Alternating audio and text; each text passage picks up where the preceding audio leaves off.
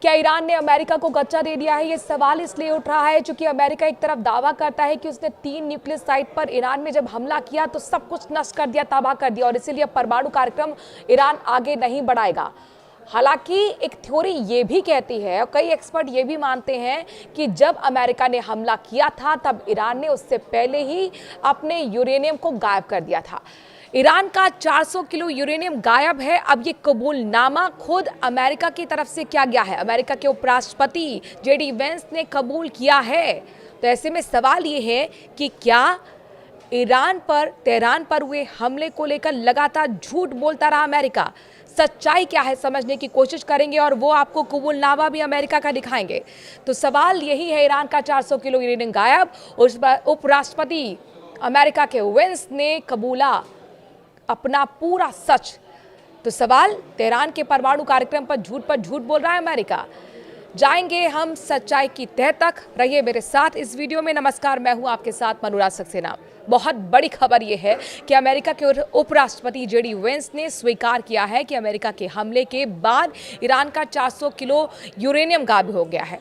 अमेरिकी उपराष्ट्रपति JD Vance ने एक न्यूज चैनल से बात करते हुए इसकी पुष्टि की है। उन्होंने माना है कि पिछले हफ्ते ईरान की 3 परमाणु सुविधाओं पर अमेरिका के हवाई हमलों के बाद यूरेनियम का 400 किलोग्राम भंडार गायब हो गया है। उन्होंने माना है कि 400 किलो संवर्धित यूरेनियम से कम 10 परमाणु बमों का निर्माण हो सकता है। रिपोर्ट के मुताबिक ये 400 किलो यूरेनियम करीब 60% तक संवर्धित है और परमाणु बम बनाने के लिए 90% संवर्धित होना जरूरी है। दावा किया गया था कि ईरान 3 से 4 हफ्तों में 60% से 90% यूरेनियम संवर्धित कर लेता है और इसलिए इजराइल ने ईरान पर हमला किया था। रिपोर्ट के मुताबिक 60% तक संवर्धित यूरेनियम को ईरान के प्रमुख स्थलों पर संग्रहित किया गया था और अब माना जाता है कि अमेरिका के हमले से पहले इसे हटा दिया गया था।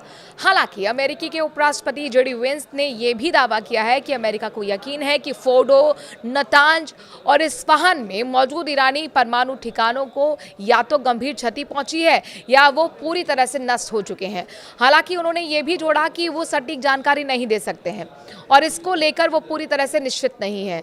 जेडी वेंस ने कहा है कि ईरानी परमाणु स्थलों पर अमेरिकी हमलों के बाद गायब हुए 900 पाउंड यानी कि लगभग 400 किलोग्राम से ज्यादा संवर्धित यूरेनियम के संबंध में आने वाले हफ्तों में ईरान के साथ बातचीत करेगा।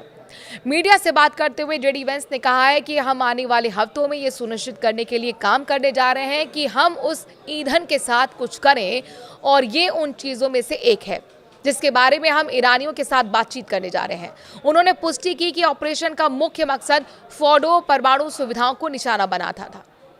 उन्होंने कहा कि ये मिशन का उद्देश्य था फोर्डो परमाणु स्थल को नष्ट करना और निश्चित रूप से दूसरे परमाणु स्थलों को नुकसान पहुंचाना। लेकिन हमें पूरा विश्वास है कि फोर्डो परमाणु स्थल को काफी नुकसान पहुंचाया गया था और यह हमारा लक्ष्य था। वहीं एक्सपर्ट्स का मानना है कि शायद अब ईरान के पास वो क्षमता नहीं बची है कि वो 60% संवर्धित यूरेनियम को पहले की तरह कुछ हफ्तों में 90% तक संवर्धित कर दे। लेकिन उनका मानना है कि ईरान इसका इस्तेमाल सौदेबाजी चिप के लिए कर सकता है।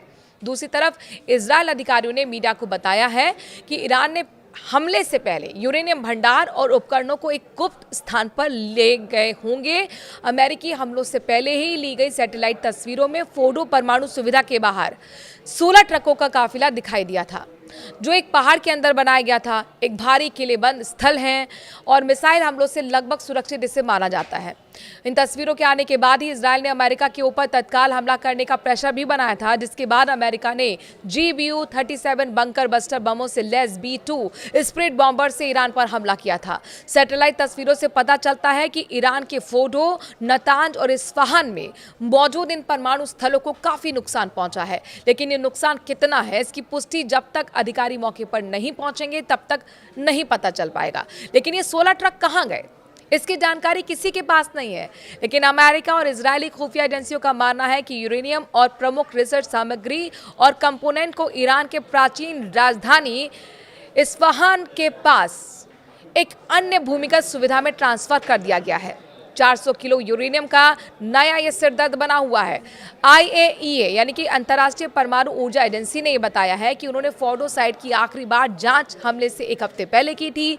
IAEA प्रमुख राफेल ग्रोसी ने ईरान की सुरक्षा परिषद से अनुरोध किया है कि उन्हें फिर से फोर्डो साइट पर जांच की इजाजत दी जाए, लेकिन कई रिपोर्ट्स में कहा गया है कि ईरान IAEA से बाहर आ सकता है और शायद ही अधिकारी को जांच की इजाजत दी जाए। ग्रोसी ने चेतावनी देते हुए कहा है कि जारी सैन्य परमाणु वार्ता की संभावनाओं को खत्म कर सकती है और अंतर्राष्ट्रीय सुरक्षा को खतरे में डाल सकती है। ये बेहद जरूरी है कि IAEA को तत्काल साइट का निरीक्षण करने की अनुमति दी जाए। ईरान ने बार बार दावा किया कि उसका परमाणु कार्यक्रम शांतिपूर्ण उद्देश्यों के लिए है, लेकिन इजरायल लंबे समय से ईरानी परमाणु हथियारों को अपने अस्तित्व के लिए खतरा बताता है। इजरायल ने बार बार चेतावनी दी थी कि ईरान किसी भी वक्त परमाणु हथियार बना सकता है और ये माना जा रहा है कि 60% अभी भी उसके पास यूरेनियम है, जिससे भी वो 3 हफ्ते के अंदर 10 परमाणु बम बनाने की क्षमता रखता है। आपको क्या लगता है कि अमेरिका और इजरायल ने ईरान पर हमला कर सही किया? कमेंट के जरिए अपनी राय जरूर दें। साथ ही ये बताएं कि वाकई क्या ईरान ने अमेरिका को कच्चा दे दिया है? आपकी राय का हमें इंतजार रहेगा।